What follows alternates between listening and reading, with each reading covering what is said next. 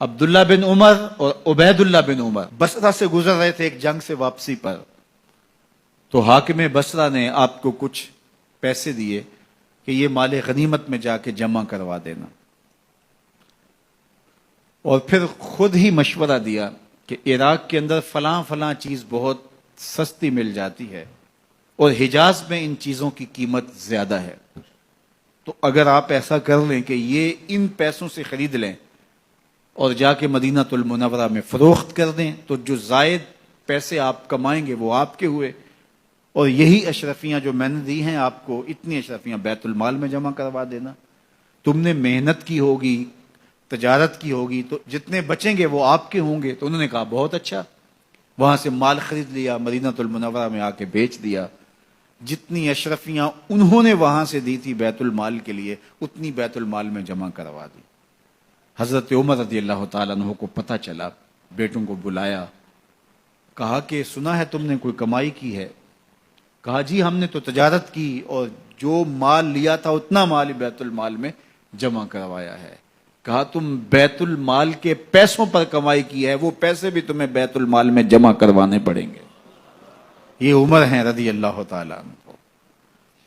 رومی شہنشاہ کی بیوی سلام بھیجتی ہے حضرت عمر رضی اللہ تعالیٰ عنہ کی اہلیہ کو، تو وہ 1 دینار ادھار لے کر کے اس کا عطر خریدتی ہیں اور شیشیوں میں ڈال کر کے ان کو بھیجتی ہیں کہ چلو ایک رواداری کا اچھا ثبوت فراہم کیا جائے۔ تو وہ واپسی پر انہی شیشیوں کے اندر قیمتی موتی بھر کے بیچتی ہیں، جواہرات بھر کے بیچتی ہیں۔ حضرت عمر رضی اللہ تعالیٰ عنہ فرماتے ہیں لاؤ یہ سارے جواہرات، سب کو فروخت کرتے ہیں، 1 دینار اس کو دیتے ہیں، باقی بیت المال میں جمع کر دیتے ہیں۔ تو جب اپنی زندگی اتنی محتاط ہوگی، اتنی خوبصورت ہوگی، تو پھر کس طرح کوئی گورنر زیادتی کر سکتا ہے؟ تو حضرت سیدنا عمر رضی اللہ تعالیٰ عنہ نے اپنا طرز زندگی اور انداز معاشرت اتنا سادہ اور اتنا خوبصورت رکھا کہ اس کے مطابق تمام گورنروں کو ڈھالنے کی تلقین کی۔ آپ جب بھی کسی شخص کو بطور گورنر اس کا تعین کرتے تو اس کو یہ نصیحتیں کرتے، ایک ترکی گھوڑے پہ سوار نہیں ہوں گے، باریک کپڑا نہیں پہنیں گے، اور انچھنے آٹے کی روٹی کھائیں گے، مکان کا دروازہ نہیں لگائیں گے، کوئی حاجب نہیں رکھیں گے، چوکیدار نہیں رکھیں گے، بواب نہیں رکھیں گے، جو تمہارے تک پہنچنا چاہے ڈائریکٹ پہنچ جائے۔ اللہ اکبر۔ اور پھر جب کسی کو متعین کیا جاتا اس کی جائیدادیں لکھ لی جاتی ہیں کہ اس کے پاس کتنی جائیداد ہے، وہ حساب اپنے پاس رکھتے، اور جب وہ معزول ہوتا یا اس کا وقت ختم ہوتا تو آپ دیکھتے کہ اب اس کے پاس جائیداد کتنی ہے۔ اگر وہ جو پہلے آپ نے اپنے پاس ریکارڈ رکھا ہوتا اس سے جائیداد اس کی زیادہ ہوتی تو حضرت عمر بقیہ جائیداد بیت المال میں جمع کرتے۔ اللہ اکبر۔ اور یہ کیسے تھا؟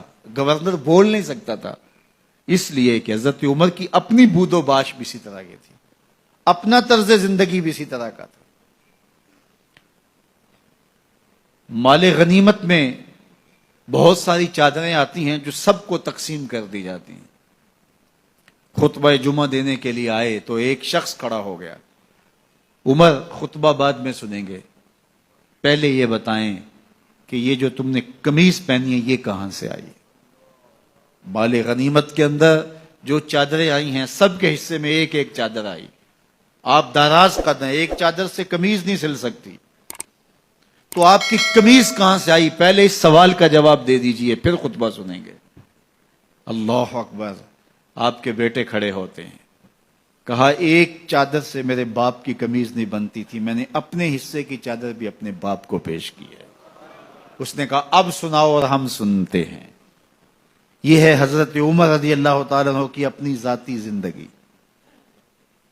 ایاز بن غنم کے بارے میں یہ پتہ چلتا ہے کہ وہ موٹے کپڑے نہیں باریک کپڑے پہنتا ہے۔ اس نے گھر کے دروازے پر بواب بھی رکھا ہوا ہے، چوکیدار بھی رکھا ہوا ہے۔ تو حضرت عمر رضی اللہ تعالیٰ عنہ محمد بن مسلمہ کو بھیجتے ہیں، محمد بن مسلمہ جاتے ہیں اور جا کے تحقیق کرتے ہیں تو ایسا ہی پاتے ہیں، تو ان کو وہیں گرفتار کر کے لے آتے ہیں۔ اور حضرت عمر کے دربار میں پیش کیا جاتا ہے، چھڑی اس کے ہاتھ میں دے کر فرماتے ہیں جاؤ تم بکریاں چرایا کرو، تم گورنری کے لائق نہیں ہو۔ ایک گورنر کو بکریاں چرانے پہ لگا دیتے ہیں اس لیے کہ تم نے ان اصولوں سے، ان ضابطوں سے انحراف کیا ہے جو ایک سلطنت کے ذمہ دار کے لیے لازم اور ضروری ہیں۔ دور موجود کے حکمرانوں کو، چاہے وہ عرب کے حکمران ہوں چاہے وہ عجم کے حکمران ہوں، اگر وہ اسلام کا نام لیتے ہیں تو انہیں اپنے اعمال کا جائزہ لینا ہوگا کہ ہم کھڑے کہاں ہیں۔